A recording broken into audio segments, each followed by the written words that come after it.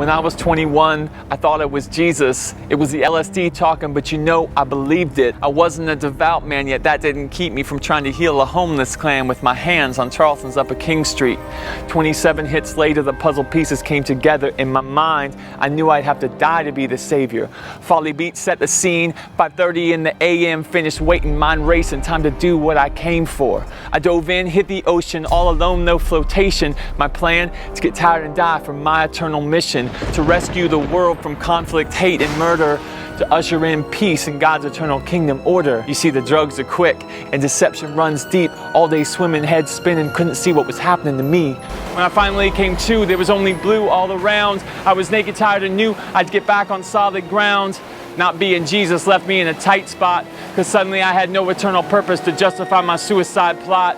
Just a kid with a head full of drugs, gonna die a senseless death. Like so many others, parents asking why. Just another number, a statistic for the books. A product of this hedonistic culture that looks its young people in the face and denies all traces of meaning and purpose, claiming that slime and time and chance is how life on earth was made.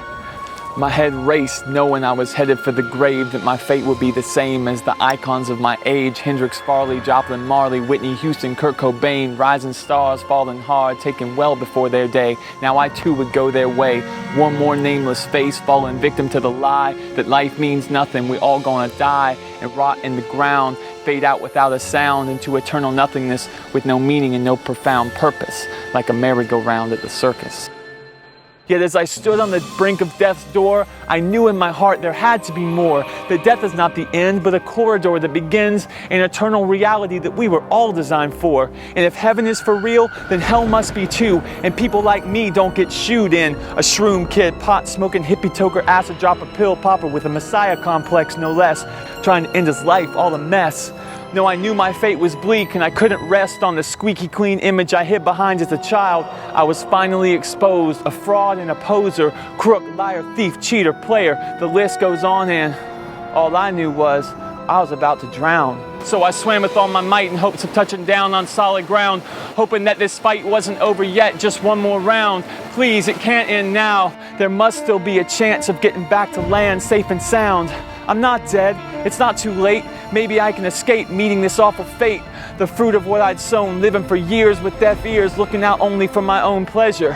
I knew I deserved this death in full measure. Still, I longed for redemption despite my situation's bleak nature.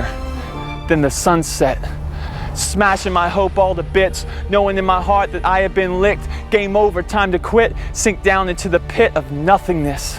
Yet one final thought crept into my mind, and I prayed to God for the first time in years. Last try at salvation by His hand, not mine. A plea for mercy thrown to the sky. I prayed a simple prayer. Lord, if only You would spare my fleeting life, I would never dare to drink or drug again as long as I'm alive. The ground didn't quake and nothing monumental occurred, aside for some birds flying overhead and a whispered word. I love you. God heeded my prayer, and after 18 hours out there at sea, I swam ashore at a place fittingly called the Sanctuary. Now, 18 hours is a tall order, particularly considering that I'm not much of a swimmer. Plus, night before, didn't get any sleep, tripping hard, no food, nothing to drink. How I survived is no mystery. The miracle man is plain to see.